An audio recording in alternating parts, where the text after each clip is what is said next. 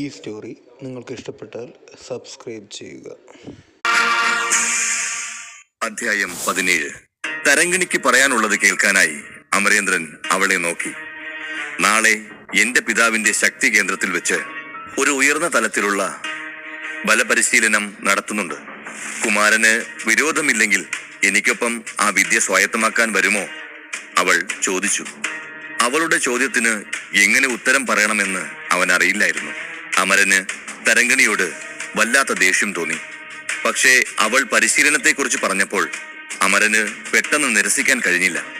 ഒപ്പം അവളുടെ നല്ല വാക്കുകളും അവനെ മെല്ലെ മെല്ലെ അലിയിച്ചു. അവൻ തരങ്കിണിയെ തിരിഞ്ഞു നോക്കി. ശരി എന്ന് പറയാൻ ഒരുങ്ങുമ്പോൾ പെട്ടെന്നാരോ അവന്റെ തോളിൽ കൈവച്ചു. ഞെട്ടലോടെ തിരിഞ്ഞു നോക്കിയപ്പോൾ തന്റെ മേൽ കൈവച്ചത് മാധുരിയാണെന്ന് അവന് മനസ്സിലായി. എന്നോട് ക്ഷമിക്കണം തരങ്കിണി, എനിക്കും അമരനും നാളെ ചില പ്രധാന ജോലികളുണ്ട്. അതുകൊണ്ട് ശക്തി കേന്ദ്രത്തിലേക്ക് അവന് നിന്റെ കൂടെ വരാൻ പറ്റില്ല, അവൾ പറഞ്ഞു. മാധുരിയുടെ വാക്കുകൾ കേട്ട് തരങ്കിണി ചെറുതായി ഒന്ന് ഞെട്ടി. അവൾ മാധുരിയെ ദഹിപ്പിക്കും വിധം ഒന്ന് നോക്കി.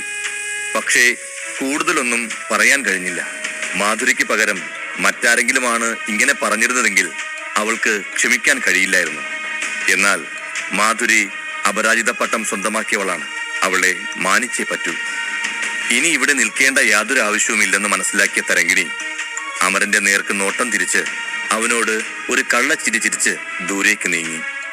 നിരാശ നിറഞ്ഞ മുഖത്തോടെ അവൾ പോകുന്നത് കണ്ട മാധുരിക്ക് ചിരി അടക്കാനായില്ല. അവളുടെ ചിരി കണ്ട് അമരൻ ഒരൽപ്പം അമ്പരന്നു. മാധുരി, നീ എന്താണ് ചെയ്യുന്നതെന്ന് എനിക്ക് മനസ്സിലാകുന്നില്ല. ഇപ്പോൾ എന്തിനാണ് നീ അവളോട് കള്ളം പറഞ്ഞത്? അതിനവൾ ഒരു പുഞ്ചിരിയോടെ മറുപടി പറഞ്ഞു. അവൾ നിരാശയോടെ പോകുന്നത് കണ്ടില്ലേ? അവളുടെ നിരാശ നിറഞ്ഞ മുഖം കാണാൻ വേണ്ടിയാണ് അങ്ങനെ പറഞ്ഞത്.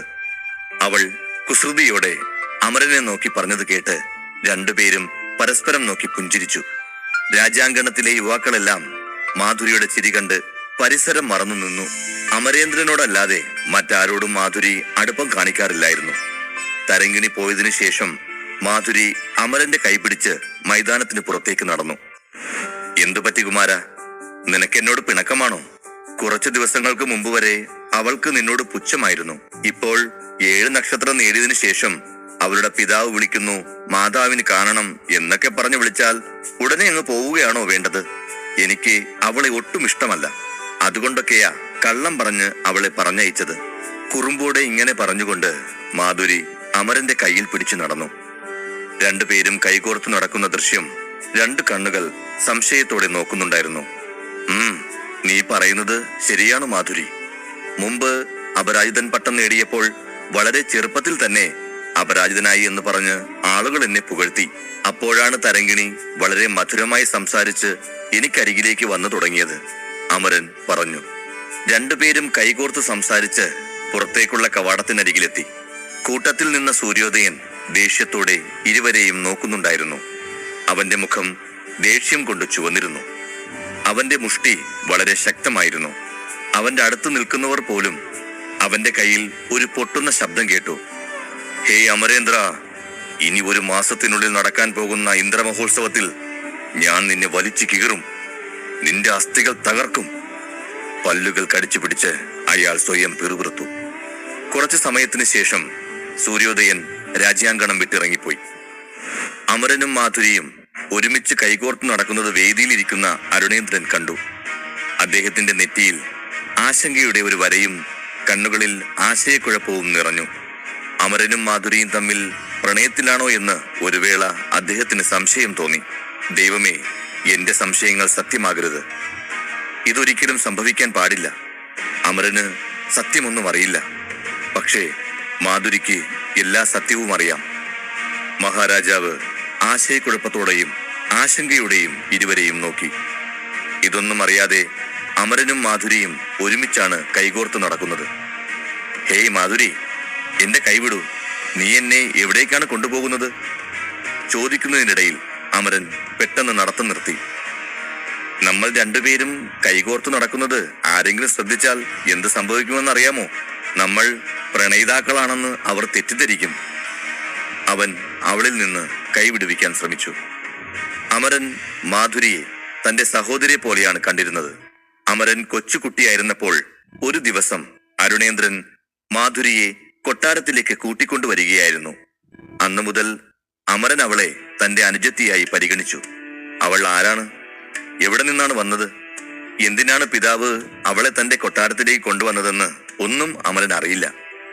പലവട്ടം പിതാവിനോട് ഇതേപ്പറ്റി അന്വേഷിച്ചിരുന്നു.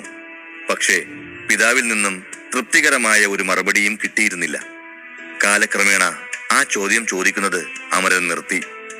മടിച്ച് അമരനോട് മാധുരി പറഞ്ഞു, അമര, എനിക്കൊരു ജോലിയുണ്ട്, എനിക്ക് വേഗം പോകണം, ഞാൻ നിന്നെ പിന്നീട് വന്ന് കണ്ടുകൊള്ളാം എന്ന് പറഞ്ഞ് അവൾ പോയി.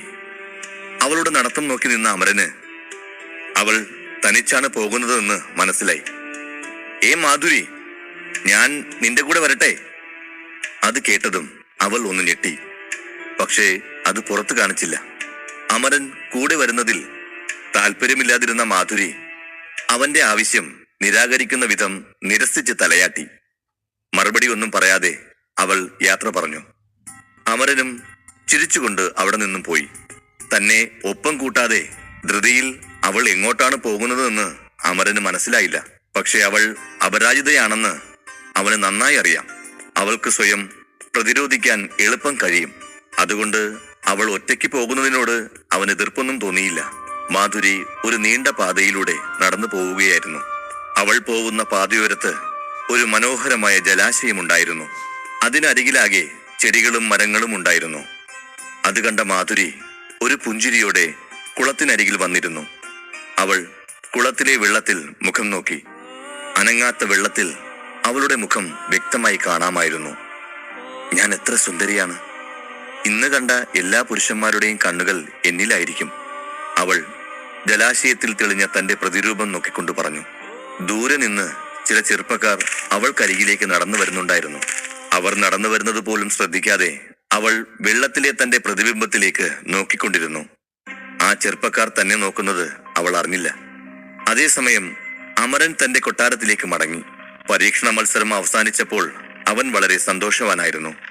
പക്ഷേ അവന്റെ മനസ്സിൽ മറ്റൊരു ചിന്ത ഉരുത്തിരിഞ്ഞിരുന്നു. അമരൻ ആഴത്തിലുള്ള ചിന്തയിൽ കണ്ണുകളടച്ച് മുറിയിൽ ഇരിക്കുകയായിരുന്നു. പെട്ടെന്ന് മാധുരിയെ ഓർത്ത് അവന്റെ ഹൃദയം പടപടാ മിടിക്കാൻ തുടങ്ങി. അവൻ പെട്ടെന്ന് കണ്ണു തുറന്ന് ശ്വാസം വിട്ടു. സ്വയം ആക്ഷേപിക്കുന്ന പോലെ അവൻ തലയുടെ പുറകിൽ കൈവച്ച് പതിയെ അടിച്ചു. അതിനുശേഷം അവൻ എഴുന്നേറ്റ് നിന്ന് ഭരണിയിൽ സൂക്ഷിച്ചിരുന്ന വെള്ളമെടുത്ത് കുടിച്ചു.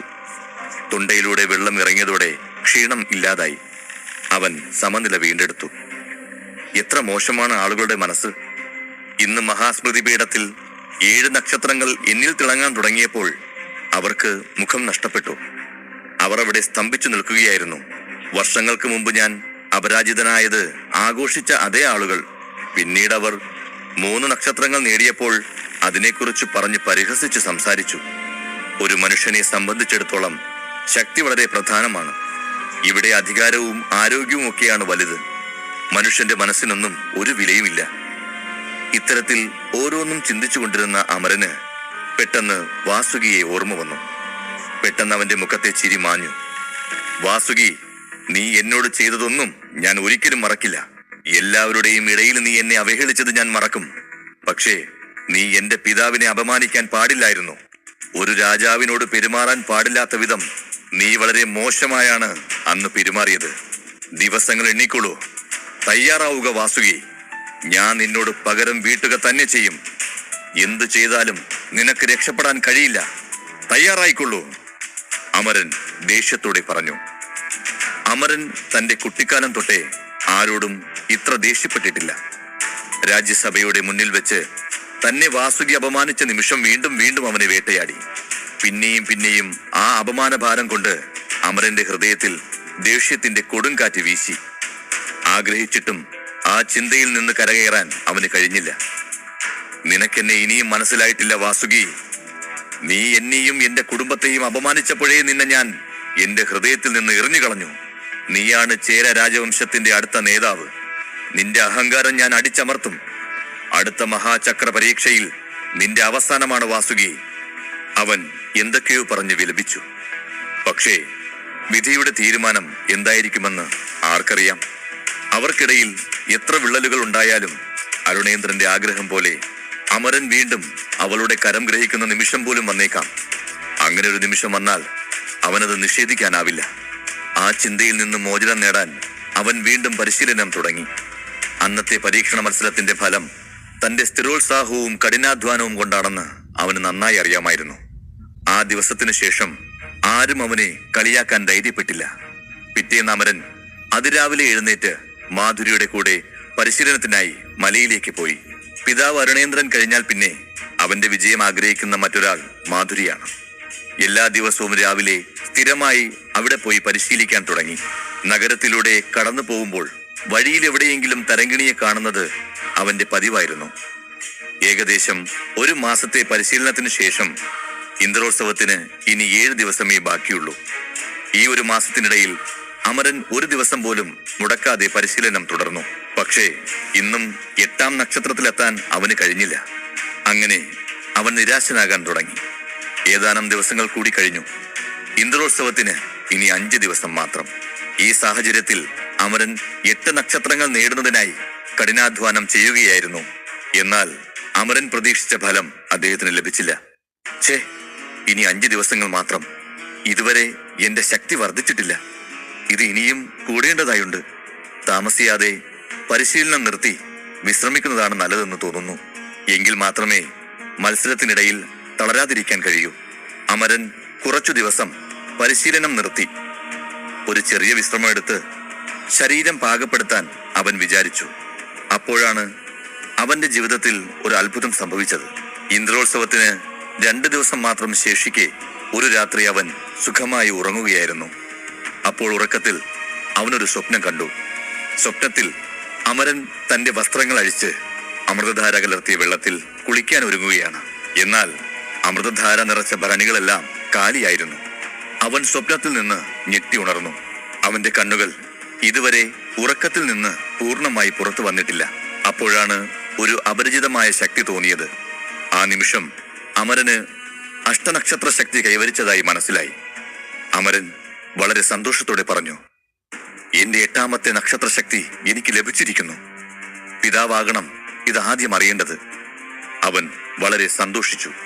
കഴിഞ്ഞ 2-3 മാസമായി താൻ പരിശ്രമിച്ചു കൊണ്ടിരിക്കുന്ന 8 നക്ഷത്ര ശക്തി പെട്ടെന്നൊരു ദിവസം അർദ്ധരാത്രിയിൽ ലഭിക്കുമെന്ന് അമരൻ ഒരിക്കലും കരുതിയിരുന്നില്ല. അതെല്ലാം ഒരു സ്വപ്നമാണെന്നാണ് അമരൻ ആദ്യം കരുതിയിരുന്നത്. എന്നാൽ പിന്നീട് തന്റെ സിരകളിലൂടെ ശക്തികൾ ഒഴുകുന്നതായി അവൻ അനുഭവപ്പെട്ടു. അത് സ്വപ്നമല്ല, യാഥാർത്ഥ്യമാണെന്ന് അമരന് മനസ്സിലായി. അവൻ സന്തോഷത്തോടെ വീണ്ടും ഉറങ്ങാൻ കിടന്നു. പക്ഷേ ഉറങ്ങാൻ കഴിഞ്ഞില്ല. കുറച്ചുനേരം ഉറങ്ങാൻ പാടുപെട്ടു. അതിനുശേഷം എപ്പോൾ ഉറങ്ങിയെന്ന് പോലും അറിയാതെ നേരം വെളുക്കുമ്പോൾ ഉറങ്ങാൻ തുടങ്ങി. രാജ്യപുരോഗതിയിൽ യുവാക്കളുടെ പങ്ക് വളരെ പ്രധാനമാണെന്ന് താരകേയ രാജവംശത്തിലെ എല്ലാ ആളുകളും തിരിച്ചറിഞ്ഞു. അതിന്റെ ആവിഷ്കാരം എന്നോണമാണ് എല്ലാ വർഷവും ഇന്ദ്രോത്സവം നടത്തുന്നത്. താരകേയ വംശം മാത്രമല്ല, എല്ലാ രാജവംശങ്ങളും തങ്ങളുടെ രാജവംശത്തിന്റെ അന്തസ്സ് ഉയർത്തി കാണിക്കേണ്ടവർ യുവാക്കളാണെന്ന് വിശ്വസിച്ചിരുന്നു. അതിനാൽ എല്ലാ യുവാക്കളും ഇന്ദ്രോത്സവത്തിനായി കാത്തിരിക്കുകയായിരുന്നു. അങ്ങനെയൊരു ദിവസം താരകേയ കൊട്ടാരത്തിന്റെ മൈതാനത്ത് വലിയ ആർഭാടത്തോടെയാണ് ഇന്ദ്രോത്സവം ആരംഭിച്ചത്. മൈതാനത്തിന് നടുവിൽ കൂറ്റൻ വേദി ഒരുക്കി. ഉത്സവം കാണാൻ ഗ്രാമത്തിലെ മുതിർന്നവർ അടക്കം എല്ലാവരും എത്തുന്നത് പതിവാണ്.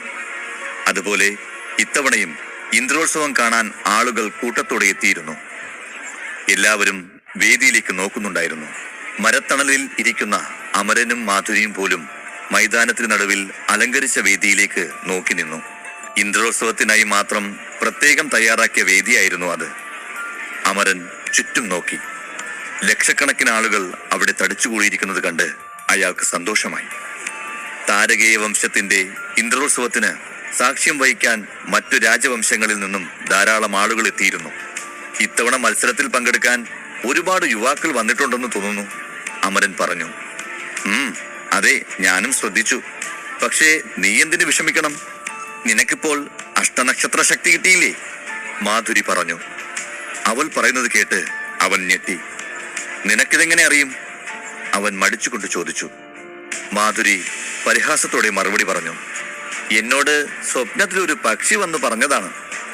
ഇരുവരും സംസാരിച്ച് ചിരിക്കുന്നതിനിടയിൽ ചുവന്ന വസ്ത്രം ധരിച്ച ഒരു സ്ത്രീ രാജ്യാങ്കണത്തിലേക്ക് വരുന്നത് അവൻ ശ്രദ്ധിച്ചു.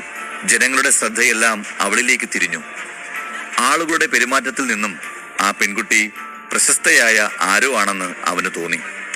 പെൺകുട്ടിയുടെ ചുവന്ന വസ്ത്രം അവിടെ ഉണ്ടായിരുന്ന മിക്കവാറും എല്ലാ യുവാക്കളുടെയും ശ്രദ്ധ ആകർഷിച്ചു. അമരനും അവരിൽ ഒരാളായിരുന്നു. അവളെ സസൂക്ഷ്മം നിരീക്ഷിച്ച അമരന് ഏതാനും നിമിഷങ്ങൾക്കകം ഈ പെൺകുട്ടി ആരാണെന്ന് മനസ്സിലായി. മറ്റാരുമല്ല, ചക്രാനന്ദ ലേലശാലയിലെ റാണി ദേവാംഗനയായിരുന്നു ആ പെൺകുട്ടി. അവളെ കണ്ടതും അമരന്റെ കണ്ണുകൾ സന്തോഷം കൊണ്ട് തിളങ്ങി. എന്താ, കണ്ണെടുക്കുന്നില്ലല്ലോ ആ പെൺകുട്ടിയിൽ നിന്ന്? അവൾ അത്രയ്ക്കും സുന്ദരിയാണോ? മാധുരി അസൂയയോടെ ചോദിച്ചു. അയ്യേ, നീ എന്തിനാ ഇങ്ങനെ ചിന്തിക്കുന്നത്? ആ പെൺകുട്ടി ചക്രാനന്ദ കുടുംബത്തിലെ ഒരു അംഗമാണ്. അതുകൊണ്ടാണ് ഞാൻ അവളെ നോക്കിയത്. നമ്മുടെ ചടങ്ങിൽ പങ്കെടുക്കാൻ വിവിധ വംശജരായ ആളുകൾ വരുന്നതിൽ എനിക്ക് അഭിമാനം തോന്നുന്നുണ്ട്. അതിലും തെറ്റുണ്ടോ? അതിലൊന്നും തെറ്റില്ല. പക്ഷെ ആ പെൺകുട്ടിയെ നീ നോക്കുന്ന നോട്ടത്തിന് എന്തോ ഒരു കുഴപ്പമുണ്ട്. അത് മാത്രമല്ല, ആ പെൺകുട്ടി അവളുടെ നാവിന്റെ ഇന്ദ്രജാലം കൊണ്ട് പല മനുഷ്യരുടെയും ഖജനാവ് കാലിയാക്കിയിട്ടുണ്ട്. നമ്മുടെ രാജവംശത്തിന്റെ സമ്പത്തും അതിൽ പെടും. അത് നിനക്കറിയാമോ? മാധുരിയുടെ മറുപടി കേട്ട് അമരൻ ഒന്നമ്പരന്നു.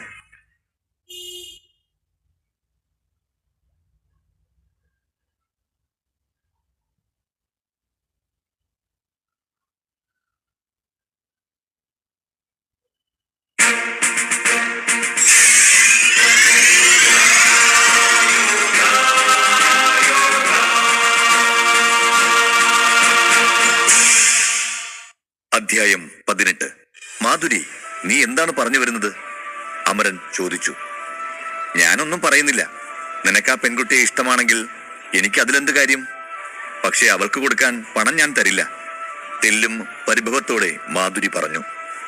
മാധുരി, നീ എന്താണ് പറഞ്ഞു വരുന്നത്? ആ പെൺകുട്ടിക്ക് എന്നേക്കാളും 4-5 വയസ്സ് കൂടുതൽ കാണും. എനിക്കൊരു മൂത്ത സഹോദരിയെ പോലെയാണ് അവർ. അവരെ കുറിച്ചാണ് നീ ഇങ്ങനെയൊക്കെ പറയുന്നത്. നീ കരുതുന്നുണ്ടോ ഞാൻ എന്നേക്കാൾ മുതിർന്ന ഒരു പെൺകുട്ടിയെ പ്രണയിക്കുമെന്ന്? അമരൻ അമർഷത്തോടെ ചോദിച്ചു. മാധുരി പുഞ്ചിരിച്ചുകൊണ്ട് പറഞ്ഞു. പ്രണയിച്ചാൽ എന്താ കുഴപ്പം? ചില പെൺകുട്ടികൾ തങ്ങളെക്കാൾ പ്രായം കുറഞ്ഞ പുരുഷന്മാരെയാണ് ഇഷ്ടപ്പെടുന്നത്. അതിനാൽ നിങ്ങളുടെ കാര്യത്തിലും അങ്ങനെ എന്തെങ്കിലും സംഭവിച്ചേക്കാം. ഇത് കേട്ട അമരൻ ദേവാംഗനയെ നോക്കുന്നത് നിർത്തി മറുവശത്തേക്ക് തിരിഞ്ഞ് ചുറ്റുപാടും വീക്ഷിച്ചു. ആ സമയം അവന്റെ പുറകിലായിരിക്കുന്ന ഒരു പെൺകുട്ടിയെ അവൻ കണ്ടു. ഇവളെന്തിനാ ഇവിടെ വന്നത്? അമരൻ ചോദിച്ചു. ആരാണ് വന്നത്? നീ എന്താണ് പറയുന്നത് അമര? മാധുരി അവനോട് ചോദിച്ചു. ഇവൾക്കെന്താ ഇവിടെ കാര്യം? അമരൻ മുഖം തിരിച്ചു ചോദിച്ചു. ആരാ വന്നത്? ആരെയാ നീ പറയുന്നത്? മാധുരി ചുറ്റും നോക്കി ചോദിച്ചു. ഇത്രയും വലിയ ആൾക്കൂട്ടത്തിനിടയിൽ അവൻ ആരെക്കുറിച്ചാണ് സംസാരിക്കുന്നതെന്ന് അവൾക്ക് മനസ്സിലായില്ല. അമരൻ പരിഭ്രമത്തോടെ പറഞ്ഞു. നമ്മുടെ പുറകിൽ മരത്തടിയിൽ ഒരു പെൺകുട്ടി ഇരിക്കുന്നുണ്ട്. നോക്കൂ. നല്ല ഉയരത്തിലുള്ള ഒരു പെൺകുട്ടി. അവളെക്കുറിച്ചാണോ അമര നീ പറയുന്നത്? മാധുരി ആ പെൺകുട്ടിയെ സൂക്ഷിച്ചു നോക്കിക്കൊണ്ട്, അത് ജാനകിയാണല്ലോ. ജാനകിയെ കുറിച്ചാണോ നീ പറയുന്നത്? നിനക്ക് അവളെ അറിയുമോ? അവളുടെ പേരൊക്കെ കൃത്യമായി പറയുന്നുണ്ടല്ലോ. കുമാരൻ ആശ്ചര്യത്തോടെ ചോദിച്ചു.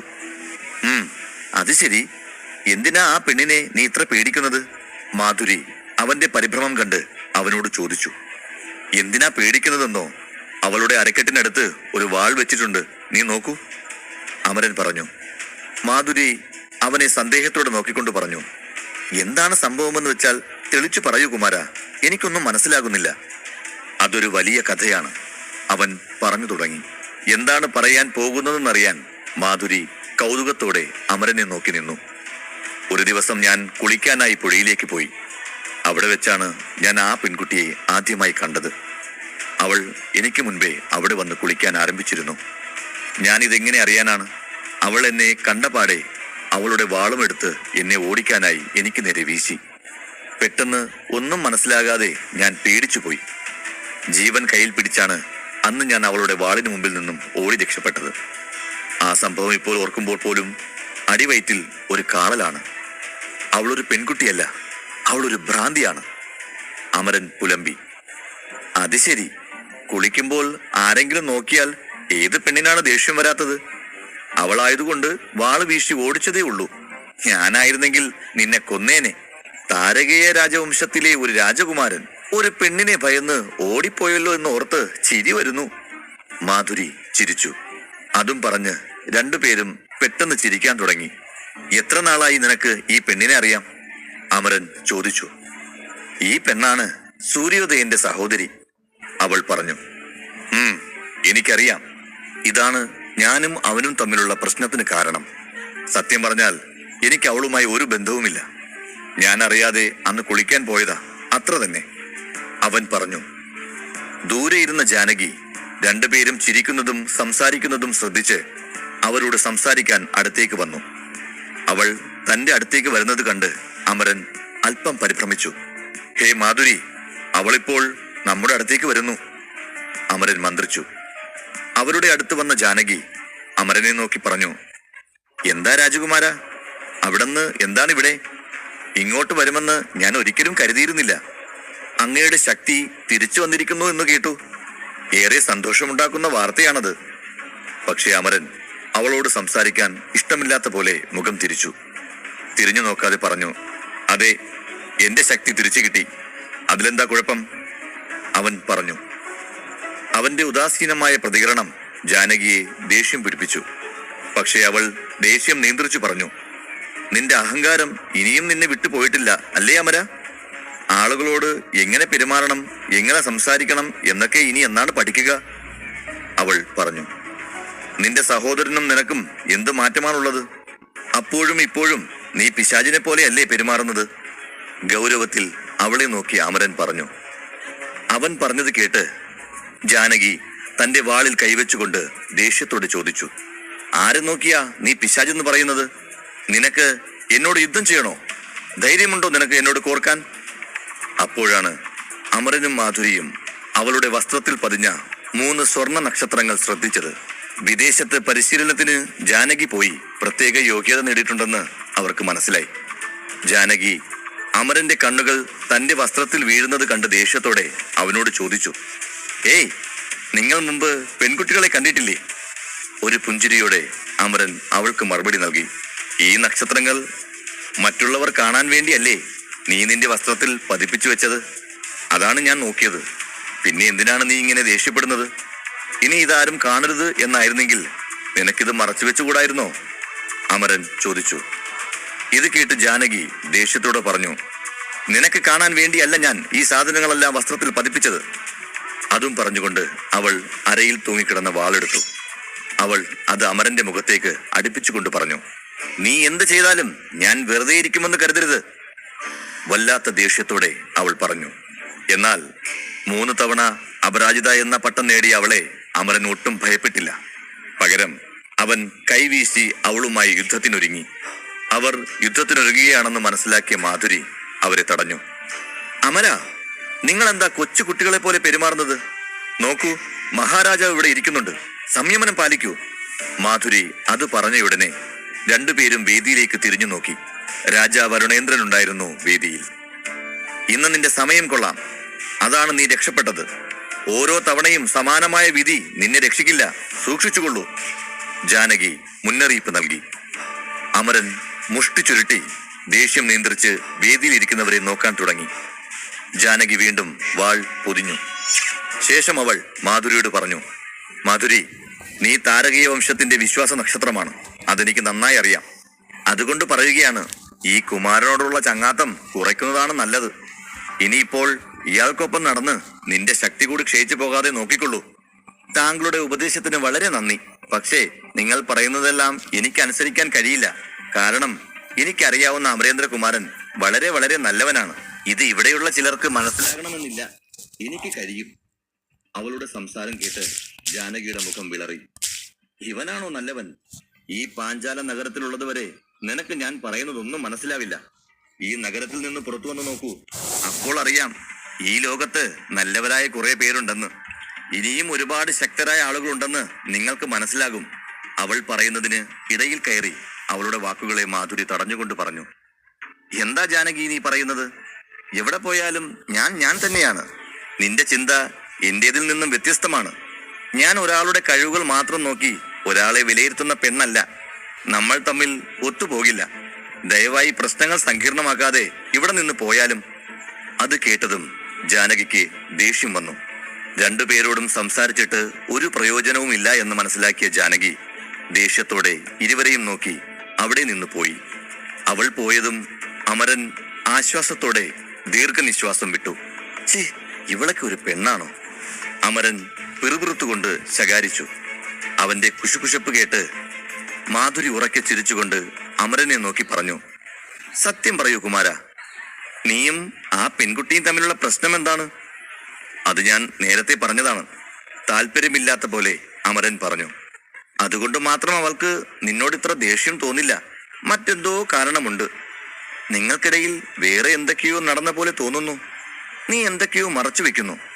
ഞാൻ പറയുന്നത് ശരിയല്ലേ അമര? അവളുടെ ദേഷ്യത്തിന് മറ്റെന്തെങ്കിലും കാരണമുണ്ടോ? അവൾ ഒരിക്കൽ കൂടെ ചോദിച്ചു. എനിക്കെങ്ങനെ അറിയാം? എനിക്കൊന്നും അറിയില്ല എന്ന് അമരൻ പറയുന്നതിനിടയിൽ പിതാവ് തന്റെ അടുത്തേക്ക് വരുന്നത് അവൻ ശ്രദ്ധിച്ചു. അരുണേന്ദ്രൻ അമരന്റെ അടുത്ത് വന്ന് പറഞ്ഞു, അമര, എല്ലാ ക്രമീകരണങ്ങളും ശരിയാണോ? അതെ, എല്ലാം നന്നായി നടക്കുന്നുണ്ട്. ഞാനിവിടെ ജാനകിയെ കണ്ടിരുന്നല്ലോ, അവളെവിടെ പോയി? അരുണേന്ദ്രൻ ചോദിച്ചു. എന്തിനാ പിതാവേ അവളെക്കുറിച്ച് ചോദിക്കുന്നത്? ആ പെണ്ണിനെ കാണുമ്പോൾ എന്റെ രക്തം തിളച്ചു മറിയുന്നു, അമരൻ പറഞ്ഞു. അയ്യോ, എങ്കിൽ നീ അവളിൽ നിന്നും മാറി നിൽക്കുന്നതാണ് നല്ലത്. എനിക്കും അറിയാം ആ പെൺകുട്ടിയെക്കുറിച്ച്. ആ പെൺകുട്ടി ചെറുപ്പം മുതലേ നല്ല ദേഷ്യം വരുന്ന പ്രകൃതമാണ്. അതുമാത്രമല്ല, അവൾ അപരാജിതപ്പട്ടം 3 തവണ കരസ്ഥമാക്കിയവളാണ്. ഒരു പക്ഷേ അവൾ നിന്നെ വെല്ലുവിളിക്കും. നീ അവളുടെ അടുത്തു നിന്നും മാറി നിൽക്കുന്നതാണ് നല്ലത്, അദ്ദേഹം ഉപദേശിച്ചു. അത് കേട്ടതും അമരന്റെ മുഖം വാടി. ജാനകിയെ തോൽപ്പിക്കണമെന്ന് അവനൊരാഗ്രഹം തോന്നി. പക്ഷെ പിതാവിനെ ധിക്കരിക്കാനും വയ്യ. പിതാവിനോട് എതിർത്തൊന്നും പറയാതെ അവൻ എല്ലാം കേട്ടുനിന്നു. വേദിയിൽ ആസനസ്ഥയായിരിക്കുന്ന ദേവാംഗനയെ ചൂണ്ടി അരുണേന്ദ്രൻ പറഞ്ഞു, അമര, എന്റെ കൂടെ വാ, ഞാൻ ആ പെൺകുട്ടിയെ നിനക്ക് പരിചയപ്പെടുത്തി തരാം എന്നു പറഞ്ഞ് അമരന്റെ തോളിൽ കൈവച്ച് അവൾക്കരികിലേക്ക് നടന്നു. വേദിയിലിരിക്കുന്ന ചുവന്ന വസ്ത്രം ധരിച്ചവളാണ് ദേവാംഗന. ചക്രാനന്ദ ലേലശാലയിലെ റാണിയാണവൾ. അതീവ സമർത്ഥയായ കച്ചവടക്കാരി. അവളെ ഈ ദേശമൊന്നാകെ ബഹുമാനിക്കുന്നുണ്ട്. അവൾക്കരികിൽ നിന്നാണ് ഞാൻ നിനക്ക് അമൃതധാരാപാനീയം കൊണ്ടുവന്ന് തന്നത്. രണ്ടുപേരും അവളുടെ അരികിലെത്തി. അരുണേന്ദ്രനെ കണ്ടതും അവൾ എഴുന്നേറ്റ് അദ്ദേഹത്തെ വണങ്ങി. നിങ്ങൾക്ക് സുഖമാണോ? അദ്ദേഹം അവളോട് കുശലാന്വേഷണം നടത്തി. എനിക്ക് സുഖമാണ് മഹാരാജ, അവൾ പറഞ്ഞു. അവളുടെ നോട്ടം അരുണേന്ദ്രന്റെ അടുത്ത് നിന്ന അമരനിൽ പതിഞ്ഞു. അവനെ കണ്ടപ്പോൾ തന്നെ എവിടെയോ കണ്ട പോലെ അവൾക്ക് തോന്നി. ഇതാണ് എന്റെ മകൻ യുവരാജാവ് അമരേന്ദ്രകുമാരൻ, അദ്ദേഹം പുത്രനെ പരിചയപ്പെടുത്തി. ദേവാംഗന പുഞ്ചിരിച്ചുകൊണ്ട് അമരനോട് പറഞ്ഞു, ഓ, നിങ്ങളാണോ യുവരാജൻ അമരേന്ദ്രൻ? ഞാൻ കേട്ടിട്ടുണ്ട്. 1 വർഷം കൊണ്ട് 4 നക്ഷത്രങ്ങൾ നേടിയ ആളാണെന്ന്. അഭിനന്ദനങ്ങൾ, അവൾ പറഞ്ഞു. അവൾ എന്താണ് പറയുന്നതെന്ന് ആശ്ചര്യപ്പെട്ട് അമരൻ അവളെ നോക്കി. എന്തിനാ നിങ്ങൾ ഇങ്ങനെ ആശ്ചര്യപ്പെടുന്നത്? നിങ്ങൾക്കറിയില്ലായിരിക്കാം, പക്ഷേ നിങ്ങളെക്കുറിച്ച് പാഞ്ചാല നഗരമാകെ സംസാരമുണ്ട്. എവിടെ തിരിഞ്ഞാലും നിങ്ങളാണ് സംസാര വിഷയം. സത്യം പറയൂ, എങ്ങനെ നിങ്ങൾക്കിത് സാധിച്ചു? അവൾ താല്പര്യത്തോടെ ചോദിച്ചു. ഇതെല്ലാം പിതാവ് തന്ന അമൃതധാരാപാനീയത്തിന്റെ അത്ഭുതമാണ്. അതിന് ഞാൻ നിങ്ങളോട് നന്ദിയുള്ളവനാണ്, അവൻ വിനയാന്യതനായി മറുപടി പറഞ്ഞു. അത് കേട്ടതും അവളുടെ മുഖത്തെ ചിരി മാഞ്ഞു. 1 വർഷം കൊണ്ട് 4 നക്ഷത്രം കടന്നത് വലിയ നേട്ടമാണെന്ന് അവൾ ചിന്തിച്ചു. അമൃതധാരാപാനീയം അവൾ സ്വയം പരീക്ഷിച്ചിരുന്നു. അപ്പോൾ അമരനെ സഹായിച്ചത് അമൃതധാരാപാനീയമാണെന്ന് അവൾക്ക് മനസ്സിലായി. പക്ഷേ 4 നക്ഷത്രം കരസ്ഥമാക്കിയത് അമൃതധാരാപാനീയം കൊണ്ട് മാത്രമാണെന്നത് അവൾ വിശ്വസിച്ചില്ല. ഇരുവരും പരസ്പരം സംസാരിച്ചു കൊണ്ടിരിക്കുമ്പോൾ അരുണേന്ദ്രൻ ആകാശത്തേക്ക് നോക്കി. അയാൾ അമരന്റെ തോളിൽ കൈവച്ചുകൊണ്ട് പറഞ്ഞു, അമര, ഇന്ദ്രോത്സവം തുടങ്ങാൻ സമയമായി. എനിക്ക് പ്രധാനപ്പെട്ട ചില ജോലികൾ ചെയ്തു തീർക്കാനുണ്ട്. ഈ പോരാട്ടത്തിൽ നീ എന്റെ പേരും പെരുമയും സംരക്ഷിക്കുമെന്ന് ഞാൻ പ്രതീക്ഷിക്കുന്നു. ഞാൻ വേദിയിലേക്ക് പോവുകയാണ്. അരുണേന്ദ്രൻ വേദിയിലേക്ക് മടങ്ങി. ദേവാംഗന തന്റെ ഇരിപ്പിടത്തിൽ അമർന്നു. അമരേന്ദ്രൻ വീണ്ടും മാധുരിയുടെ അടുത്തു പോയിരുന്നു. ആരോ തന്നെ നോക്കുന്നത് പോലെ തോന്നി. അമരൻ പെട്ടെന്ന് നോക്കിയപ്പോൾ സൂര്യോദയൻ ദൂരെ നിന്ന് തന്നെ നോക്കി നിൽക്കുന്നത് ശ്രദ്ധിച്ചു. അവന്റെ മുഖത്ത് ദേഷ്യം പ്രകടമായിരുന്നു. അവനരികിൽ അവന്റെ സഹോദരി ജാനകിയും നിൽക്കുന്നുണ്ടായിരുന്നു. അധ്യായം 19. ജാനകിയെയും സൂര്യോദയനെയും നോക്കി അമരൻ ഇരുന്നു. ദേഷ്യം കൊണ്ട് തിളച്ചുമറിയുന്ന ജാനകിയുടെ കണ്ണുകൾ കണ്ടപ്പോൾ അവൻ പെട്ടെന്ന് വേദിയിലേക്ക് മുഖം തിരിച്ചു. മത്സരം ആരംഭിച്ചു. ഓരോരുത്തരായി വന്ന് പതിവ് പോലെ സ്മൃതിപീഠത്തിൽ കൈവച്ച് ശക്തി പ്രകടനം നടത്തി. ആ ക്രമത്തിൽ വേദിയിൽ നിന്ന് അമരന്റെ പേര് മുഴങ്ങി. പേര് കേട്ടതും അതിഥികളും പ്രജകളും അമരനെ സൂക്ഷ്മമായി നിരീക്ഷിക്കാൻ തുടങ്ങി. എല്ലാ കണ്ണുകളും അമരനിലായിരുന്നു. കഴിഞ്ഞ കുറച്ച് ദിവസങ്ങളായി പാഞ്ചാല നഗരത്തിൽ തരംഗം സൃഷ്ടിച്ച അമരനെ കാണാൻ വിവിധ ആളുകൾ അവിടെ തടിച്ചുകൂടിയിരുന്നു.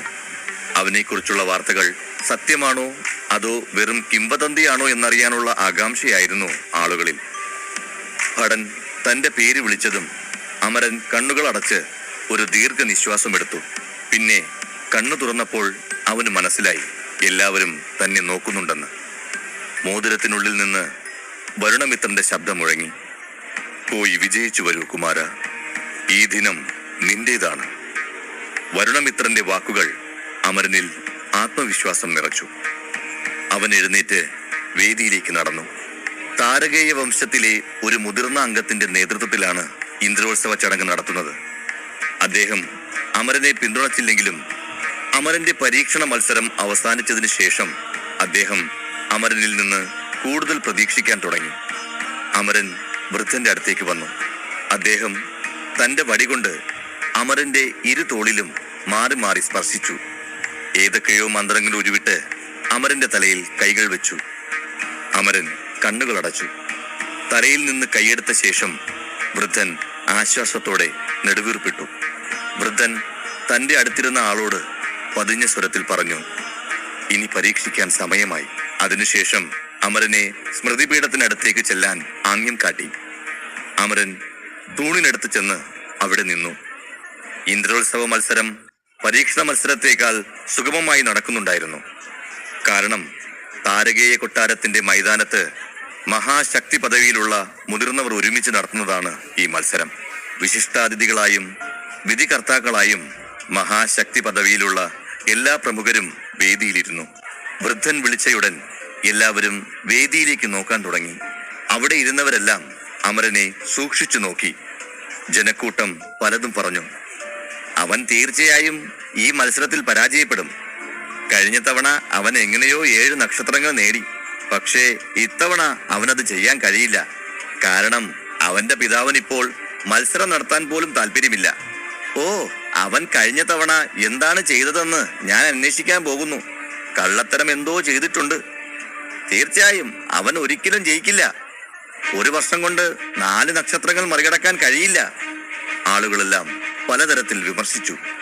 അമരൻ യഥാർത്ഥത്തിൽ സപ്തനക്ഷത്രം നേടിയോ ഇല്ലയോ എന്നറിയാൻ അവിടെ കൂടിയിരുന്നവരെല്ലാം ആകാംക്ഷയോടെ കാത്തിരുന്നു.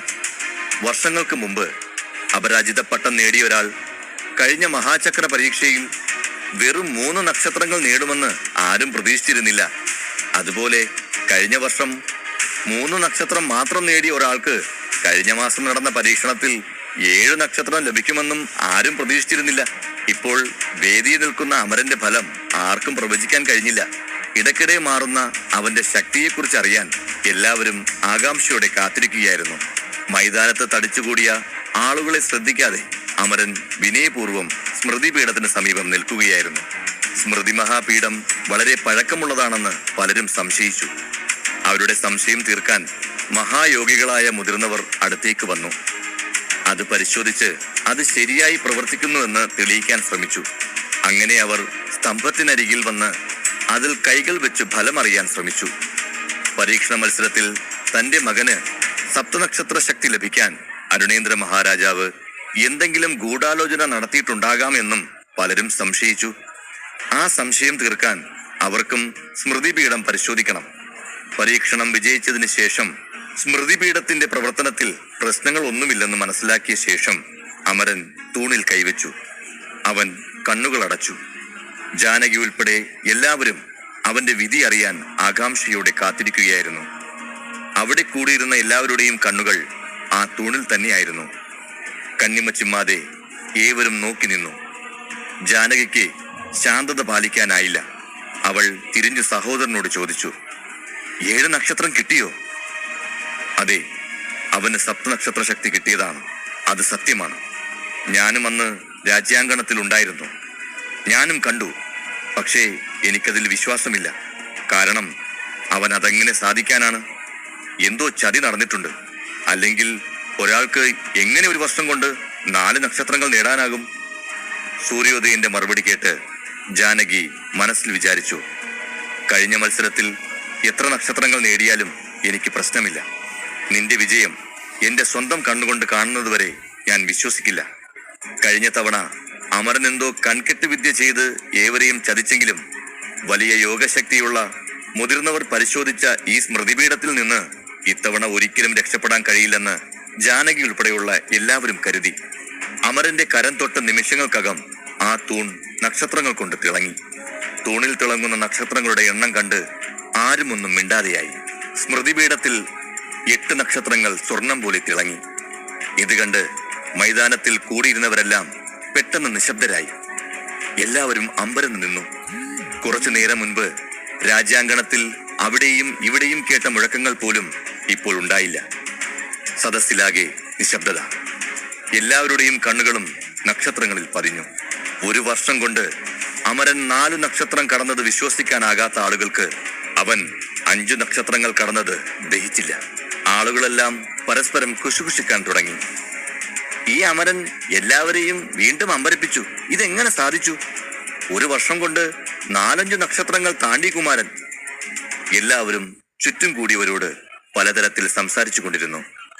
താരകേയ വംശത്തിന്റെ ഭാവി ശരിയായ വ്യക്തിയുടെ കൈകളിലാണ് എത്തിയത് എന്ന് ഈ വിജയം അത് വ്യക്തമായി സൂചിപ്പിച്ചു.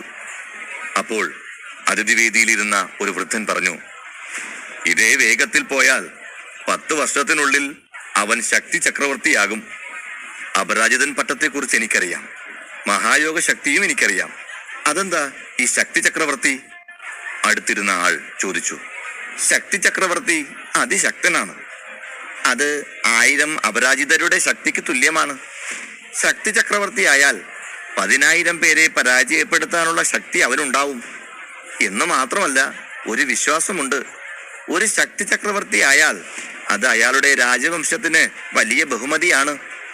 അദ്ദേഹം പറഞ്ഞു. ശരിക്കും സ്ഥാനം അത്ര പ്രധാനമാണോ? കേട്ടിരുന്നയാൾ അതിശയത്തോടെ ചോദിച്ചു. ഒരു രാജവംശത്തിന്റെ നേതാവ് ശക്തനായ ചക്രവർത്തി ആയാൽ ആ രാജവംശത്തിന് മറ്റേ രാജവംശത്തിൽ ആധിപത്യം സ്ഥാപിക്കാം. പക്ഷേ ഇതിലൊരു പ്രശ്നമുണ്ട്. ഇന്നത്തെ കാലത്ത് ആ നിലയിലേക്ക് ഉയരുന്നതിനെ കുറിച്ച് ആരും ചിന്തിക്കുക പോലുമില്ല. എന്തുകൊണ്ട്? എന്താണ് പ്രശ്നം? ഏകദേശം 300 വർഷങ്ങൾക്ക് മുമ്പ് 2 രാജവംശങ്ങൾ തമ്മിൽ ഒരു യുദ്ധമുണ്ടായിരുന്നു. ഒരു ശക്തി ചക്രവർത്തി ആ യുദ്ധത്തിൽ പങ്കെടുത്ത് യുദ്ധം അവസാനിപ്പിച്ചു. 10,000 യോദ്ധാക്കളെ ഒറ്റയ്ക്ക് കൊന്നു. യുദ്ധം നിർത്താൻ ആ ശക്തി ചക്രവർത്തിയെ എങ്ങനെ സമാധാനിപ്പിക്കാമെന്ന് ചിന്തിച്ചു. ആ ശക്തി ഉള്ളവരോട് ഒരിക്കലും ദേഷ്യപ്പെടരുത്. കാരണം അവർ ദേഷ്യപ്പെട്ടാൽ വലിയ നാശമുണ്ടാകും. അന്നു മുതൽ ഇന്ന് വരെ ശക്തി ചക്രവർത്തിമാരായിരിക്കുന്നവരെ കോപാകുലരാക്കരുതെന്ന് എല്ലാവരും തീരുമാനിച്ചു. ചെറുപ്പത്തിൽ തന്നെ അമരൻ അപരാജിതനായതിൽ എല്ലാവർക്കും സന്തോഷമേയുള്ളൂ. എന്നാൽ മറ്റു രാജവംശങ്ങൾക്ക് അവൻ ശക്തനായ ചക്രവർത്തിയാകുമോ എന്ന ഭയമുണ്ട്. തൂണിൽ തിളങ്ങുന്ന നക്ഷത്രങ്ങളെ നോക്കി തന്റെ മകൻ യോദ്ധാവാണെന്ന് ഒരിക്കൽ കൂടി തെളിയിച്ചുവെന്നോർത്ത് അരുണേന്ദ്രൻ സന്തോഷിച്ചു. താരകേയ രാജവംശത്തിന്റെ വിധി മാറ്റാനുള്ള കഴിവ് മകനുണ്ടെന്ന് അഭിമാനിച്ചു. എനിക്ക് പ്രതീക്ഷയുണ്ട്. എന്റെ മകൻ അമരൻ, എനിക്കവനെ നന്നായി അറിയാം. ഒരു പിതാവെന്ന നിലയിൽ എനിക്കവനിൽ ഒരുപാട് വിശ്വാസവും പ്രതീക്ഷയുമുണ്ട്. അരുണേന്ദ്രന്റെ കണ്ണുകൾ ഈർന്നണിഞ്ഞു. അപ്പോൾ ദേവാംഗന അദ്ദേഹത്തെ ശ്രദ്ധിച്ച് അടുത്തു വന്നു പറഞ്ഞു, രാജാവേ, അങ്ങ് വളരെ അനുഗ്രഹീതനാണ്. നിങ്ങൾക്ക് ഒരു മികച്ച പുത്രനെ ലഭിച്ചു. അങ്ങയുടെ മകൻ വളരെ പ്രത്യേകതയുള്ളവനും കഴിവുള്ളവനുമാണ്.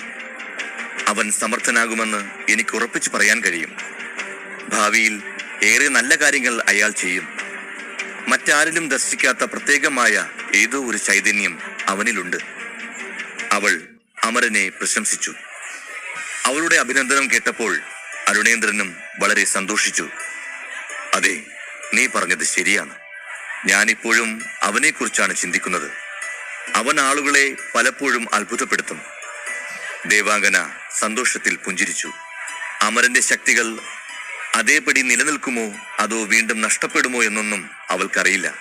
പക്ഷേ ഇത്തവണ ഒരു കാര്യം മാത്രം ഉറപ്പായിരുന്നു: അവൾ അമരന്റെ ആരാധികയായി മാറിയിരിക്കുന്നു. വേദിയിൽ നിൽക്കുന്ന അമരനെ ഒരു പുഞ്ചിരിയോടെ നോക്കി അവൾ മനസ്സിൽ ഒരു പദ്ധതി തയ്യാറാക്കി. അമരനോട് വളരെയേറെ അടുപ്പത്തോടെ നിന്നാൽ അത് താരകേയ വംശത്തോടു കൂടെയുള്ള അടുപ്പമായി മാറും. അത് കഴിഞ്ഞാൽ എല്ലാം എളുപ്പമാകും. അവൾ അവനെ തന്നെ നോക്കിയിരുന്നു. അതേസമയം ജാനകിയും അവനെ ഭയത്തോടെ നോക്കുന്നുണ്ടായിരുന്നു. അവൾ ചോദിച്ചു, ജ്യേഷ്ഠ, കഴിഞ്ഞ തവണ അവന് സപ്തനക്ഷത്ര ശക്തി കിട്ടി എന്ന് തന്നെയല്ലേ അങ്ങ് പറഞ്ഞത്? അയ്യോ, ഞാൻ കള്ളം പറയില്ല. കഴിഞ്ഞ മാസം 7 നക്ഷത്രങ്ങളെ കിട്ടിയുള്ളൂ. ഞാൻ എൻ്റെ 2 കണ്ണുകൾ കൊണ്ട് കണ്ടതാ. പക്ഷെ ഇപ്പോൾ അതെങ്ങനെ 8 നക്ഷത്രങ്ങളായെന്ന് സത്യമായും എനിക്ക് മനസ്സിലാകുന്നില്ല. അവൻ അത്ഭുതം നിറഞ്ഞ സ്വരത്തിൽ പറഞ്ഞു. 1 മാസത്തിനുള്ളിൽ എങ്ങനെ 7 നക്ഷത്രങ്ങളിൽ നിന്ന് 8 നക്ഷത്രങ്ങളിലേക്ക് ഉയരാൻ കഴിയും? ഇതെല്ലാം നടക്കുന്ന കാര്യം തന്നെയാണോ? 3 വർഷം മുമ്പ് ഞാൻ അവനെ കാണുമ്പോൾ അവൻ ഇത്ര വേഗതയില്ലായിരുന്നു. ഇപ്പോൾ 1 വർഷം കൊണ്ട് 5 നക്ഷത്രങ്ങൾ കടന്നു. എനിക്ക് തല പൊട്ടും പോലെ തോന്നുന്നു. ഇതെങ്ങനെ നടക്കും? ജാനകി ഒന്നും മനസ്സിലാകാത്തതുപോലെ പറഞ്ഞു. ഇതൊക്കെ എന്നോട് ചോദിച്ചാൽ ഞാൻ എങ്ങനെ അറിയും? അവന്റെ പ്രകടനം കണ്ട് ഞാൻ തന്നെ ഞെട്ടി നിൽക്കുകയാണ്. അതും പറഞ്ഞുകൊണ്ട് സൂര്യൻ മാധുരിയെ നോക്കി. അതേസമയം മാധുരി സന്തോഷത്തോടെ അമരന് വേണ്ടി കൈയടിക്കുകയായിരുന്നു. ആ കാഴ്ച സൂര്യനൊട്ടും സഹിച്ചില്ല. അവൻ ഏക മനസ്സോടെ മാധുരിയെ പ്രണയിക്കുന്നുണ്ടായിരുന്നു. അതറിഞ്ഞതിനു ശേഷം മാധുരി അവനെ പാടെ അവഗണിച്ചു. ചുറ്റും നിൽക്കുന്ന മഹായോഗികളായ മഹനീയ വ്യക്തികളെ നോക്കി അമരൻ ചോദിച്ചു, എന്റെ വിചാരണ കഴിഞ്ഞോ? ഞാൻ പോകട്ടെ? അതുവരെ അവർ അവന്റെ പ്രകടനം കണ്ടുള്ള ഭയപ്പാടിലായിരുന്നു. അവന്റെ ചോദ്യം കേട്ട് ബോധം വീണ്ടെടുത്ത് അവർ പറഞ്ഞു, അതെ, നിങ്ങളുടെ പരീക്ഷണം കഴിഞ്ഞു. അങ്ങേക്ക് പോകാം. അവന്റെ കൈ എടുത്തപ്പോൾ തന്നെ സ്തംഭത്തിലെ സ്വർണ്ണ നക്ഷത്രങ്ങൾ അപ്രത്യക്ഷമായി. പക്ഷേ അവ അപ്രത്യക്ഷമായതിനു ശേഷവും അവിടെയുള്ളവർ അമ്പരപ്പിലായിരുന്നു. അതുവരെ പരിശീലന മൈതാനം നിശബ്ദമായിരുന്നു. ആ നിശബ്ദതയ്ക്കിടയിൽ മാധുരിയുടെ കയ്യടി ശബ്ദം മാത്രം നിർത്താതെ ഉയർന്നു. അപ്പോൾ അവിടെ നിന്നിരുന്ന ഒരു മഹനീയ വ്യക്തി പരുക്കൻ സ്വരത്തിൽ സംസാരിക്കാൻ തുടങ്ങി. എല്ലാവരും ശ്രദ്ധിക്കുവിൻ, മത്സരം അവസാനിച്ചു കഴിഞ്ഞു. ഇനി ഇവിടെ സാധാരണ പോലെ താഴ്ന്ന നക്ഷത്ര ഫലമുള്ള ആർക്കും ഉയർന്ന നക്ഷത്ര ബലമുള്ള ആരെയും വെല്ലുവിളിക്കാൻ കഴിയും. ആർക്കെങ്കിലും വെല്ലുവിളിക്കാൻ താല്പര്യമുണ്ടോ? അദ്ദേഹം ചോദിച്ചു. ഈ വെല്ലുവിളി ഒരു ഔപചാരികത മാത്രമായിരുന്നെങ്കിലും ഒരിക്കൽ കൂടി കഴിവ് തെളിയിക്കാനുള്ള സുവർണാവസരമാണെന്നാണ് എല്ലാ യോദ്ധാക്കളും കരുതിയത്. അദ്ദേഹത്തിന്റെ പ്രഖ്യാപനം കേട്ട് അവിടെയുള്ളവർ പരസ്പരം ബഹളം വെക്കാൻ തുടങ്ങി. ഒരു നിമിഷം മുമ്പ് ആ സ്ഥലത്തെ നിശബ്ദതയിൽ നിന്ന് വ്യത്യസ്തമായി എല്ലാ ഭാഗത്തു നിന്നും സംസാരം ഉയർന്നു. അമരനെ ആരെങ്കിലും വെല്ലുവിളിക്കുമെന്ന് ചിലർ കരുതി. മറ്റു ചിലർ അവനെ പുകഴ്ത്തുന്നതിൽ ഏർപ്പെട്ടിരുന്നു. പക്ഷേ കുമാരനെ വെല്ലുവിളിക്കാൻ ആർക്കും ധൈര്യമുണ്ടായില്ല. എല്ലാവരും 7 നക്ഷത്രങ്ങൾക്ക് മുകളിലായിരുന്നു. എല്ലാവർക്കും അവരവരുടെ ശക്തിയിൽ വിശ്വാസമുണ്ടായിരുന്നു. അവർക്ക് അവരുടേതായ സവിശേഷമായ വിദ്യകളും ഉണ്ടായിരുന്നു. പക്ഷേ അമരനോട് ധീരമായി പോരാടാൻ ആർക്കും ധൈര്യമുണ്ടായിരുന്നില്ല. അമരൻ അപ്പോഴും വേദിയിൽ തന്നെ നിൽക്കുകയായിരുന്നു. ഇത്തവണ അവൻ എന്തിനും തയ്യാറായിരുന്നു. എന്തുകൊണ്ടാണ് ആരും മുന്നോട്ട് വരാൻ ആഗ്രഹിക്കാത്തത്? വെല്ലുവിളിക്ക് ആരും തയ്യാറല്ലെങ്കിൽ ഞാൻ എങ്ങനെ എന്റെ കഴിവ് തെളിയിക്കും? അവൻ വിചാരിച്ചു. അപ്പോൾ ആൾക്കൂട്ടത്തിൽ നിന്ന് ഒരു ശബ്ദമുയർന്നു. തല ഉയർത്തി ധൈര്യത്തോടെ വേദിയിലേക്ക് വന്നത് മറ്റാരുമല്ല, സൂര്യോദയനായിരുന്നു. വേദിക്കരികിലെത്തിയപ്പോൾ പെട്ടെന്ന് ഒരു കൈ തടഞ്ഞു. അവൻ തിരിഞ്ഞു നോക്കിയപ്പോൾ ജാനകിയായിരുന്നു അത്. എന്തിനാണ് അവൾ തന്നെ തടയുന്നതെന്ന് അവന് മനസ്സിലായില്ല. എന്തിനാ ജാനകി? എന്തു പറ്റി? എന്തിനാ നീ എന്നെ തടയുന്നത്? ഞാൻ എന്തിനാണ് പോകുന്നതെന്ന് അറിഞ്ഞുകൊണ്ടാണോ എന്നെ തടയുന്നത്? അവൻ ചോദിച്ചു. എനിക്ക് നന്നായി അറിയാവുന്നത് കൊണ്ടാണ് ഞാനത് ചെയ്തത്. നിങ്ങൾ എന്താണ് ചെയ്യുന്നതെന്ന് നിങ്ങൾക്കറിയാമോ? നീ എന്താണ് പറയാൻ ശ്രമിക്കുന്നത്? എനിക്ക് മനസ്സിലാകുന്നില്ല. ഒന്നും മനസ്സിലാവാതെ സൂര്യോദയൻ ചോദിച്ചു.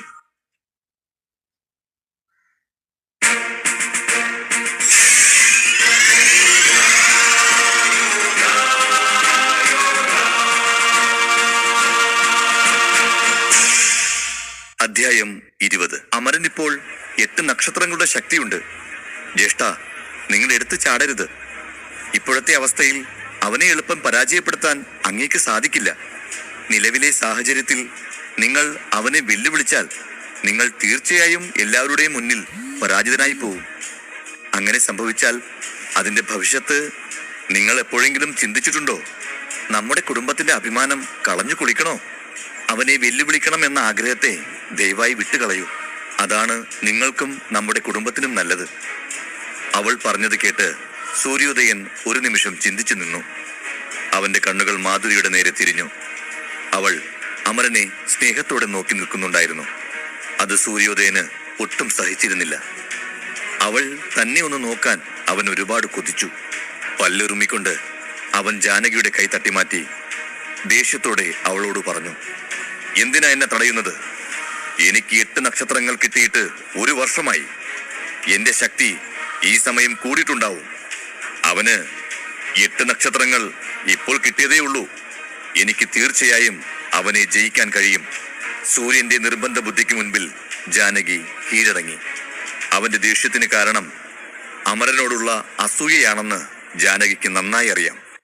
അവനെ തടയാൻ എത്ര ശ്രമിച്ചിട്ടും സാധിച്ചില്ല. അമരനെ വെല്ലുവിളിക്കാൻ സൂര്യൻ തീരുമാനിച്ചു. അവൻ തന്റെ തീരുമാനത്തിൽ നിന്ന് പിന്നോട്ടില്ലെന്ന് മനസ്സിലാക്കി. ജാനകി ഒരു ചെറിയ സഞ്ചിയിൽ നിന്ന് പച്ച ഗുളിക പുറത്തെടുത്തു. ആരെങ്കിലും തന്നെ ശ്രദ്ധിക്കുന്നുണ്ടോ എന്നറിയാൻ അവൾ ചുറ്റും നോക്കി. രഹസ്യമായി ആ ഗുളിക സൂര്യന്റെ കയ്യിൽ കൊടുത്തു. ഇതെന്താ? സൂര്യൻ ചോദിച്ചു. അത് കേട്ടവൾ അവന്റെ ചെവിയിൽ മന്ത്രിച്ചു. ഞാൻ എന്തു പറഞ്ഞാലും ജ്യേഷ്ഠൻ ഇപ്പോൾ കേൾക്കില്ലെന്ന് എനിക്കറിയാം. ഇത് മൈഥിലി ദ്രാവകത്തിൽ നിന്നും ഉണ്ടാക്കിയ ഒരു ഗുളികയാണ്. ഇത് കഴിച്ച ഉടനെ കുറച്ചു നേരത്തേക്ക് അപരാജിത ശക്തി ലഭിക്കും. എന്നാൽ ഒരു കാര്യം എപ്പോഴും ഓർമ്മയിൽ ഇരിക്കട്ടെ, ഇതിന് പാർശ്വഫലങ്ങളുണ്ട്. അടുത്ത മാസം നിങ്ങൾ കട്ടിലിൽ കിടക്കേണ്ടി വരുന്ന അവസ്ഥയിലേക്ക് വരെ കാര്യങ്ങൾ കൊണ്ടെത്തിക്കും. അതിനാൽ ആവശ്യമില്ലെങ്കിൽ അത് ഉപയോഗിക്കരുത്. നന്നായി ആലോചിച്ച ശേഷം തീരുമാനമെടുക്കൂ. അവളുടെ വാക്കുകൾ കേട്ട് സൂര്യോദയന്റെ കണ്ണുകൾ തിളങ്ങി. ഇത് മതി, എനിക്കിത് മതി. ഒരുപാട് നന്ദി സഹോദരി. ഇത് കഴിച്ച് ഞാൻ അവനെ മാലോകരുടെ മുന്നിൽ വെച്ച് തോൽപ്പിക്കും. പ്രത്യേകിച്ച് ആ മാധുരി അവനെ നോക്കി ചിരിക്കുന്ന അവസ്ഥയിലാക്കും. ആത്മവിശ്വാസത്തോടെ സൂര്യോദയൻ വേദിയിലേക്ക് നീങ്ങി. ഹേ അമര, നിന്നെ പരാജയത്തിന്റെ രുചി അറിയിക്കാൻ ഞാനിതാ വരുന്നു. ഞാൻ എന്റെ ബന്ധുജനങ്ങളെ നിരാശപ്പെടുത്തില്ല. ഞാനിപ്പോൾ നിന്നെ മർദ്ദിച്ച് ശരിയാക്കും. എന്റെ ശക്തിക്ക് മുമ്പിൽ നീ നിരാലംബനാവും. നമ്മുടെ രാജവംശത്തിൽ ഞാൻ തന്നെ ഏറ്റവും വലിയ യോദ്ധാവ്. അത് തെളിയിച്ചു കഴിഞ്ഞാൽ മാധുരിയുടെ മനസ്സിൽ നിന്നും നിന്നെ പിഴുതെറിഞ്ഞ് പകരം എന്നെ പ്രതിഷ്ഠിക്കും. മനസ്സിൽ പറഞ്ഞുകൊണ്ട് വേദിയിൽ നിന്നു സൂര്യോദയൻ. അഭിമാനത്തോടെ അവൻ വേദിയിലേക്ക് കൈ ഉയർത്തി അലറി വിളിച്ചു, ഞാൻ നിന്നെ വെല്ലുവിളിക്കുന്നു അമര. നീ എന്റെ വെല്ലുവിളി സ്വീകരിക്കാൻ തയ്യാറാണോ? ഇത് കേട്ട് അവിടെയുള്ളവരുടെ എല്ലാം കണ്ണുകൾ സൂര്യോദയന്റെ നേർക്ക് തിരിഞ്ഞു. അമരനെ വെല്ലുവിളിക്കാൻ ആരാണ് തുനിഞ്ഞതെന്നറിയാൻ എല്ലാവരും ആകാംക്ഷാപൂർവം നോക്കി. എല്ലാവരുടെയും ശ്രദ്ധ അയാളിലേക്ക് തിരിഞ്ഞപ്പോൾ സൂര്യോദയന്റെ മുഖത്ത് അഭിമാനം മിന്നിമറഞ്ഞു. ഇത്രയും ആളുകളെ ആകർഷിക്കാൻ തനിക്ക് ഇതുവരെ അവസരം ലഭിച്ചിരുന്നില്ല. പാഞ്ചാല നഗരത്തെ മാത്രമല്ല, ഈ ലോകത്തെ മുഴുവൻ താൻ അമരനേക്കാൾ ശക്തനാണെന്ന് കാണിക്കാൻ അവൻ ആഗ്രഹിച്ചു.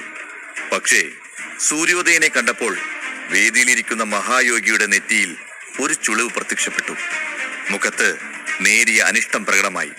അമരൻ ദുർബലനല്ലെന്നറിഞ്ഞ അദ്ദേഹം സൂര്യോദയന്റെ തീരുമാനത്തിൽ രോഷാകുലനായി. പക്ഷേ ആ അനിഷ്ടം അവഗണിച്ച് ചിരിച്ചുകൊണ്ട് സൂര്യോദയൻ വേദിയിലേക്ക് പ്രവേശിച്ചു. അവൻ അമരനോട് പറഞ്ഞു, നോക്കമര, നിനക്ക് കൂടുതൽ ശക്തി ഉണ്ടായാൽ പോരാ, അത് പ്രയോഗിക്കാൻ അറിയണം. നമുക്ക് യുദ്ധം ആരംഭിക്കാം. അത് കേട്ട അമരൻ ഒരു ചെറു പുഞ്ചിരി തൂകി. പക്ഷേ അവന്റെ വാക്കുകൾക്ക് മറുപടി ഒന്നും പറഞ്ഞില്ല. വേദിയിൽ കയറി അമരനെ സൂര്യോദയൻ വെല്ലുവിളിച്ചപ്പോൾ വൃദ്ധന് ആ വെല്ലുവിളി ജനങ്ങളുടെ മുന്നിൽ പ്രഖ്യാപിക്കുകയല്ലാതെ വേറെ വഴിയില്ലായിരുന്നു. മാന്യ മഹാജനങ്ങളെ, സൂര്യോദയൻ അമരനെ വെല്ലുവിളിച്ചിരിക്കുന്നു. അമരേന്ദ്രൻ അവന്റെ വെല്ലുവിളി സ്വീകരിക്കുമോ ഇല്ലയോ എന്ന് നോക്കാം. അയാൾ അമരനെ നോക്കി പറഞ്ഞു, അമര, നിനക്ക് സൂര്യോദയന്റെ വെല്ലുവിളി സ്വീകാര്യമാണോ? അമരൻ ഈ ചോദ്യത്തിന് ഉത്തരം നൽകും മുമ്പ് സൂര്യോദയൻ അവനെ മറികടന്ന് പറഞ്ഞു, അതെങ്ങനെ സ്വീകരിക്കാതിരിക്കും? എന്താണ്, എന്നെ നേരിടാൻ ഭയമുണ്ടോ? വെല്ലുവിളി സ്വീകരിക്കാതെ വേദിയിൽ നിന്ന് നീ ഓടിപ്പോയാൽ മാധുരിക്ക് വിഷമം തോന്നും. നോക്ക്, അവൾ നമ്മൾ ഇരുവരെയും ഇമവെട്ടാതെ നോക്കിക്കൊണ്ടിരിക്കുകയാണ്. സൂര്യന്റെ ധൈര്യം വസ്ത്രത്തിനുള്ളിൽ ഒളിപ്പിച്ച പച്ച ഗുളികകളായിരുന്നു. ആ ഗുളികയായിരുന്നു അവന്റെ ആത്മവിശ്വാസത്തിന് കാരണം. അവൻ വീണ്ടും ചിരിച്ചുകൊണ്ട് ആൾക്കൂട്ടത്തിലിരിക്കുന്ന മാധുരിയെ നോക്കി. അതേസമയം കൂട്ടത്തിലിരുന്ന ജാനകി ചിന്തിച്ചു, ഇവനെന്തിനാ അനാവശ്യമായി മാധുരിയെ പറ്റി പറയുന്നത്? തലച്ചോറ് പ്രവർത്തിക്കുന്നില്ലേ? അവൻ ബോധമില്ലാതെ ഓരോന്ന് വിളിച്ച് പറയുന്നുണ്ട്. അമരേന്ദ്രൻ സൂര്യോദയന്റെ കണ്ണുകളിലേക്ക് നോക്കി പറഞ്ഞു, ഞാൻ നിങ്ങളുടെ വെല്ലുവിളി സ്വീകരിക്കുന്നു. അമരൻ അവന്റെ വെല്ലുവിളി സ്വീകരിച്ചപ്പോൾ മഹായോഗി ദീർഘമായി നിശ്വസിച്ചു. കൊള്ളാം, മൈതാന മധ്യത്തിൽ മത്സരം തുടങ്ങാൻ നിങ്ങൾക്ക് കുറച്ച് നിമിഷങ്ങളുണ്ട് ബാക്കി. അതിനു മുമ്പ് നിങ്ങൾ രണ്ടുപേരും ഒരു കാര്യം ഓർക്കുക. നിങ്ങൾ രണ്ടുപേരും താരകേയ രാജവംശത്തിൽപ്പെട്ടവരാണ്. ഞങ്ങൾക്ക് താരകേയ വംശത്തിൽപ്പെട്ട ആർക്കും മുറിവ് പറ്റുന്നതിൽ താല്പര്യമില്ല.